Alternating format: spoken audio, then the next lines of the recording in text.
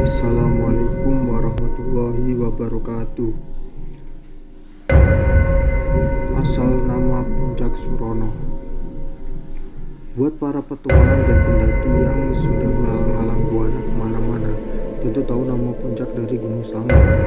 Ya, Puncak Surono adalah puncak tertinggi dari Gunung Slamet. Asal muasal dari nama puncak ini adalah dari seorang pendaki yang bernama Surono. Menurut warga sekitar, Surono ini berhasil mencapai puncak tertinggi di Gunung Slamet. Namun sayang, ia mesti merenggang nyawa karena jatuh ke dalam jurang. Untuk menghormatinya, puncak tersebut akhirnya diberi namanya. Kadang jika menyebut namanya saat berada di puncak tersebut, bulu kuduk langsung merinding. Konon katanya, di sana sering terlihat sosok laki-laki seperti pendaki selalu sendirian yang bisa menghilang begitu saja. Konon katanya juga sosok tersebutlah si Surono. Yang kedua, Pos Samarantu. Pos Samarantu ini hanya akan kita temukan jika kita mendaki Gunung Slamet dari jalur via Bambangan. Jalur ini adalah jalur paling terkenal di kalangan pendaki. Hal tersebut karena jalur pendakian ini tergolong jalur yang cukup singkat untuk sampai di puncak Gunung Slamet. Namun, jika kita akan melewati jalur pendakian ini, kita akan melewati salah satu spot sakral yang penuh dengan cerita mistis dan misteri. Konon katanya, jalur pendakian tersebut adalah pintu gerbang besar menuju kerajaan gaib. Hal tersebut mengacu kepada dua buah pohon besar yang sekilas benar-benar memang seperti sebuah pintu masuk untuk ke alam yang tak kasat mata tersebut. Begitu masuk ke sana, kita akan sampai ke Pos Samarantu. Pos pendakian ini adalah salah satu pos angker yang ada di sana. Samarantu konon katanya juga berasal dari dua suku kata, yaitu samar dan hantu. Jika disatukan maka berarti hantu yang samar atau hantu yang tidak terlihat. Hal ini dikuatkan oleh beberapa bukti para pendaki yang mengaku sering diganggu oleh makhluk tidak kasat mata seperti dipisahkan dari rombongan pendaki. Maka dari itu, usahakan kita tidak usah mendirikan tenda dan bermalam di sana.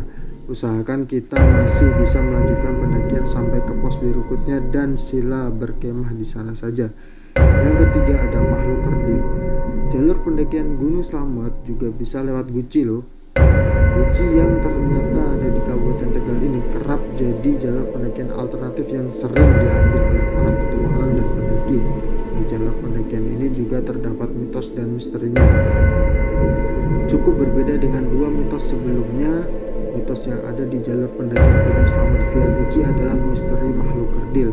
Sejarah dari makhluk kerdil ini konon katanya adalah ada seorang pendaki yang tersesat dan akhirnya bertahan hidup dengan hanya memakan buah-buahan serta dedaunan. Sehingga pendaki tersesat itu kehilangan jati dirinya sampai menjadi kerdil. Namun anehnya makhluk kerdil ini tidak terlihat oleh mata telanjang loh. Jadi kadang untuk membuktikan makhluk tersebut itu ada atau tidak, para pendaki biasanya meninggalkan makanan serta mereka berkemah di jalur tersebut. Makanan yang ditinggalkan tersebut adalah sebuah pancingan untuk makhluk tersebut. Jika makanan tersebut tiba-tiba menghilang, itu artinya sudah diambil oleh makhluk kerdil itu. Yang keempat, air terjun Guci. Masih dari jalur pendakian Gunung Slamet via Guci, kali ini di lereng gunung tinggi tersebut mitos itulah berasal. Air terjun Guci jadi salah satu spot yang kerap didatangi oleh petualang dan pendaki untuk melepas lelah. Tempatnya yang indah, cukup bertolak belakang dengan mitos dan cerita mistis yang dikandungnya.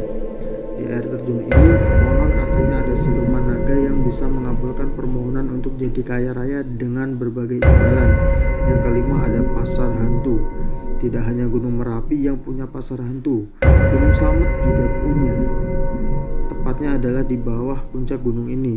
Lereng-lereng Gunung Slamet adalah bebatuan dan pasir yang jika angin tengah bertiup kencang di sana akan menimbulkan suara-suara berisik. Senyap dari suara berisik tersebut, bukan hanya pendaki yang mengaku mendengar suara seperti itu. Ada juga yang seperti yang di pasar, seperti ada transaksi jual beli. Bahkan ada pendaki yang mengaku ditawari untuk beli sesuatu di sana. Setelah itu, ia sadar dan sudah terpisah dengan rombongan. Cukup berbahaya memang mitos dan misteri yang satu ini. Oleh karena itu, jika kita sudah sampai di tempat ini, pastikan sadar dan selalu bersama dengan rombongan pendaki kita. Itulah sedikit cerita misteri dan mistis dari Gunung Slamet. Wassalamualaikum warahmatullahi wabarakatuh, dan jangan lupa subscribe channel ini supaya terus berkembang.